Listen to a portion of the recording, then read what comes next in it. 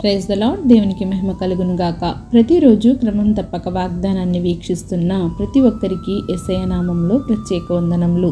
Subscribe చేసుకొని అనేక మందికి షేర్ చేసి దేవుని మాటల ద్వారా బలపరచండి.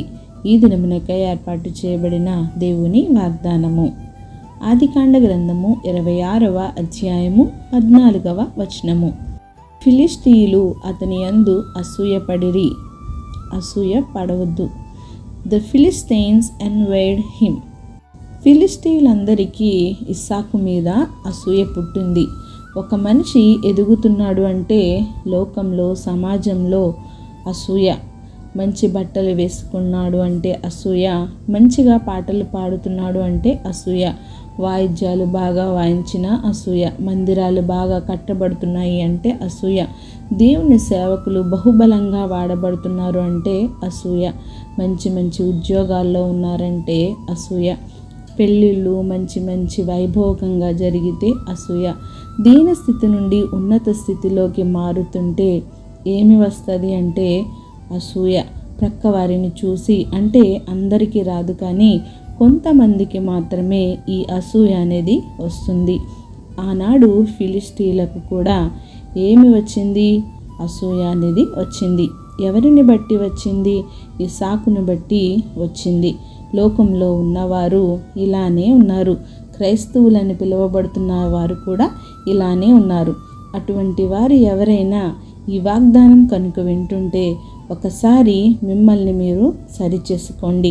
ఫిలిష్తీయులు అసూయ పడేంతగా దేవుడు ఇస్సాకును ఆశీర్వదించాడు, హెచ్చించాడు. అంటే దేవుడు ఇస్సాకులో ఏమి చూశాడు? ఇస్సాకు ఏమి చేస్తే దేవుడు అతనిని ఆశీర్వదించాడు? ఇస్సాకు చిన్ననాటి నుండి తండ్రి మాటకు విధేయుడై జీవించాడు.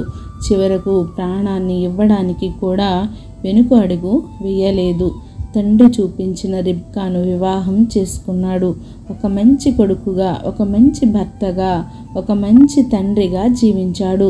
నూరంతలుగా ఫలం పొందాలి అంటే విత్తనం వేయాలి. అదేవిధంగా ఇస్సాకు విత్తనం నాటాడు. మరి నీవు ప్రార్థన అనే విత్తనం నాటావా? కన్నీళ్లతో దేవుని పాదాలు కడుగుతున్నావా? మరి నీవు ఎలా అభివృద్ధిని చూస్తావు? ప్రక్కవారిపై అసూయ పడక దేవునికి ప్రార్థించు. ప్రార్థన అనే విత్తనం వేసి దేవునిని అడుగు. దేవుడే నీ జీవితంలో అభివృద్ధిని కలుగచేస్తాడు. ఆమేన్. చిన్ని ప్రార్థన. సకల ఆశీర్వాదాలకు కారణభూతుడైన మా ప్రియ పరలోకపు తండ్రి, మీరిచ్చిన వాగ్దానమునకై వందనాలు దేవా. ఎవరైతే ఈ వాగ్దానాన్ని విన్నారో విని విడిచిపెట్టువారుగా కాకుండా వారి హృదయ గదిలో ఈ వాక్యాన్ని భద్రపరుచుకొని వాక్యానుసారంగా జీవించే జీవితాన్ని ప్రతి ఒక్కరికి దయచేయండి దేవా.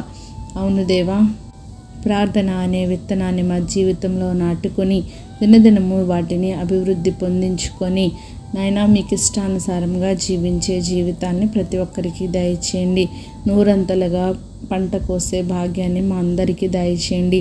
మీరే మమ్మల్ని ఆశీర్వదించండి, దీవించండి.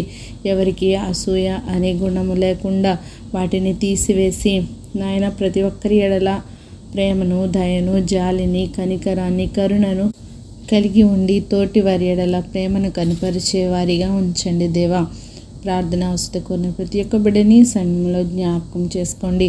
వారి అవసరతలను, అక్కరతలను తీర్చి సమయానుకూలంగా సమస్త ఘనత, మహిమ, ప్రభావములు మీరు ఆరోపించుకుంటారని యేసుక్రీస్తు పరిశుద్ధ నామమున ప్రార్థించి అడిగి వేడుకొనుచున్నాను మా తండ్రి.